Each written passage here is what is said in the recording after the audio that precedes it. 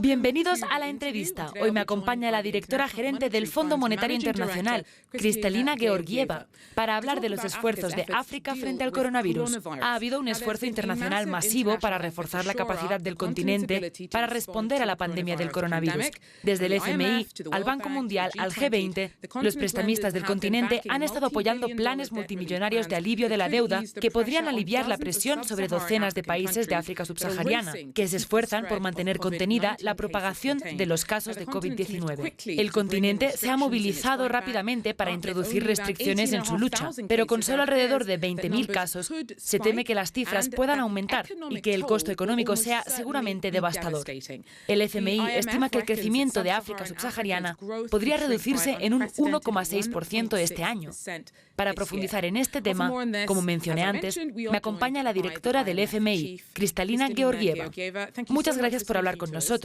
Así que, retomando el primer punto que acabo de señalar, se espera que África subsahariana se enfrente a su peor recesión desde los años 70. ¿Qué significa eso en términos reales para el continente? En la última década, los países africanos han hecho mucho para impulsar el crecimiento y mejorar su rendimiento. Y algunos de los países africanos han superado al resto del mundo durante cierto tiempo. Y ahora, esta parada repentina en la economía mundial significa que estas ganancias no solo podrían perderse, sino que incluso podrían revertirse. Y luego, por supuesto, tenemos partes de África que ya habían sido afectadas por conflictos y desastres naturales, donde las condiciones ya eran difíciles para empezar. Además, muchos países africanos han sido cargados con una montaña de deuda. En este entorno, enfrentarse a una crisis sanitaria con sistemas de salud débiles, una crisis económica que se ve agravada por los bajos precios de las materias primas, para aquellos que son exportadores de materias primas, por la disminución de las remesas para aquellos que dependen de las remesas. Esto hace que la situación en África sea particularmente grave. Y por eso en nuestras reuniones de primavera centramos nuestra atención y la del resto del mundo en África. ¿Qué significa exactamente centrar la atención? ¿Qué hace el FMI para ayudar a África mientras que el continente se enfrenta a la propagación del coronavirus? Very seriously at the financial needs of Africa. Lo que hemos hecho es examinar muy seriamente las necesidades financieras de África y hemos llegado a la conclusión que se necesitan 114.000 millones de dólares para apoyar a África. Hemos avanzado mucho. El FMI aprobó la financiación de emergencia rápidamente. Tenemos más de 40 países que se han acercado a nosotros pidiendo apoyo urgente. Y ya estamos cumpliendo con una tercera parte de estas solicitudes. Seguiremos en las próximas semanas. Un total de 18.000 millones de dólares provienen del FMI. Además, también acudimos a nuestros accionistas y les dijimos, necesitamos más. Y aquí, en estas reuniones, solicitamos la oportunidad de obtener el triple de la financiación en condiciones favorables de la que dependemos, que obtuvimos el 70% de nuestra petición. Pedimos 17.000 millones de dólares. El 70% ya está en nuestras manos. Y eso significa que podemos aumentar lo que le aportamos a África. Lo tercero que hemos hecho es reconocer que los países más pobres tendrían grandes dificultades para amortizar sus deudas con el FMI. Así que con la generosidad de nuestros donantes, estamos proporcionando un alivio inmediato de la deuda a unos 29 países, de los cuales 23 se encuentran en África. Y como habrán oído, junto con el presidente del Banco Mundial, pedimos una moratoria del servicio oficial de la deuda bilateral. Y esa moratoria fue aprobada en un tiempo récord. El G20 junto con el Club de París lograron unirlos a todos. Todo esto significa que cuando tomamos los 114.000 millones, el FMI, el alivio de la deuda, el Banco Mundial, grupos que se están esforzando mucho en las organizaciones de desarrollo, hemos recorrido un largo camino para satisfacer las necesidades financieras de África. Pero todavía nos faltan 44.000 millones de dólares. Y ese fue el propósito de la más reciente reunión, ver cómo podemos hacer más. Nos comprometimos desde el FMI a hacer más utilizando más concesiones para África. También les pedimos a los acreedores privados que igualen lo que están haciendo los acreedores bilaterales oficiales y tenemos muchas esperanzas de que haya progresos en ese sentido. Por último, nos gustaría que todos vinieran de manera coordinada para que podamos no solo financiar, sino financiar con una alta utilidad porque hemos trabajado juntos y la reunión ciertamente ha dado resultados. Quiero expresarle mi gratitud al presidente Cyril Ramaphosa, presidente de Sudáfrica, que también preside la Unión Africana, por ser una fuerza unificadora para África.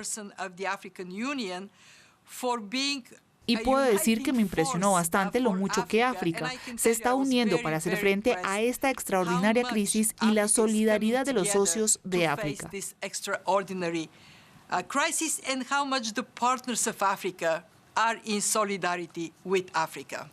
Entonces, lo que está diciendo es que cree que la Organización Africana y las voces africanas están desempeñando un papel suficiente en la dirección de estas conversaciones sobre lo que sucede con esa deuda en esta época de crisis. I have seen in action the African Union chairperson. He visto en acción a la Unión Africana, a su presidente, a la Comisión de la Unión Africana, al presidente de la Comisión de la Unión Africana, a la Comisión Económica para África. Hablaron no solo con convicción sobre la necesidad de estar unidos, sino también con ideas muy creativas que asumiremos y veremos cómo podemos hacer más y cómo podemos hacerlo mejor.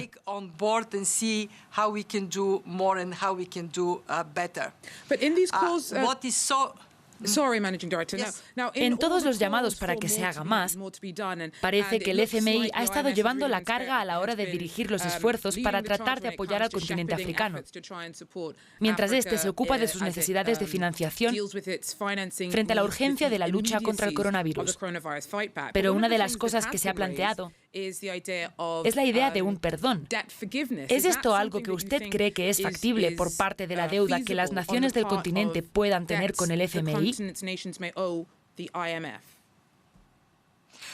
What we would like to do with the World Bank is to Lo que quisiéramos hacer con el Banco Mundial es tomar este periodo de tiempo de moratoria de la deuda y observar a los países uno por uno para evaluar esa sostenibilidad, para entender qué más se puede hacer y también cómo podemos hacer que los propios países se hagan cargo de su situación de deuda proporcionando más información. Es decir, trabajando hacia la plena transparencia y siendo más proactivos para asegurar que la deuda sea bien gestionada.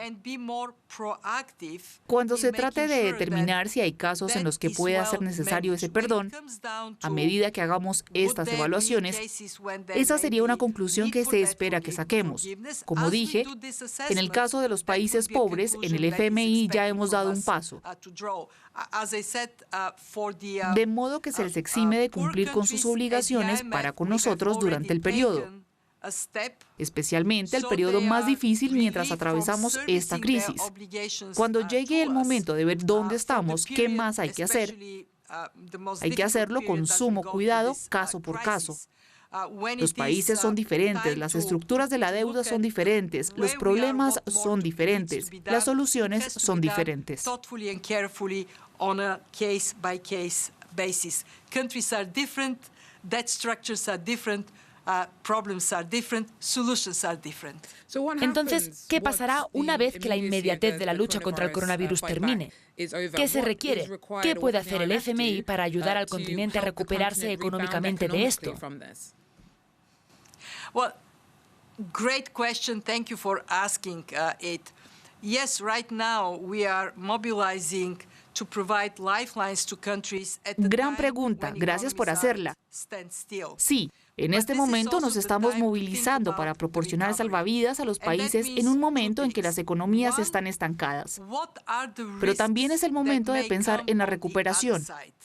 Y eso significa dos cosas. Uno, ¿cuáles son los riesgos al alza que pueden surgir? Por ejemplo, si hay un mayor gasto del presupuesto que conllevaría una mayor carga, ¿cuál sería la mejor manera de manejarlo? Necesitamos mirar cuál es la estructura de impuestos cuando salgamos de esto. ¿Qué puede suceder si hay bancarrotas, si hay más desempleo? Lo que se puede hacer hoy en día para asegurarse de que A, esto ocurra menos, B, podamos reparar rápidamente el daño que se está haciendo. También tenemos que pensar en esta crisis como una oportunidad.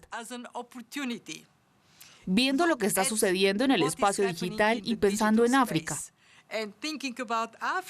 África puede dar un salto gracias a esta crisis en términos de pagos digitales. En términos de cambiar rápidamente hacia el gobierno electrónico. Y como sabemos, los gobiernos electrónicos no solo son más eficientes, sino que son más transparentes y, por lo tanto, más justos con los ciudadanos. Habrá una oportunidad para que África se movilice y se desarrolle en áreas como la farmacéutica, de modo que no tengamos que importar todo lo que necesita para sus sistemas de salud. Ahí es cuando el FMI entra en juego.